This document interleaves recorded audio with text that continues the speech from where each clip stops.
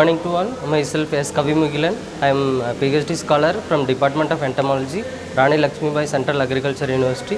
Today I am going to tell about the role of a drone in the pest management within the agroforestry system.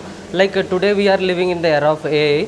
Artificial intelligence is the integration of human intelligence through processed by the computer knowledge system. So traditional pest detection, if a farmer going to search about the insect, is very difficult nowadays, and also it is a time consuming process.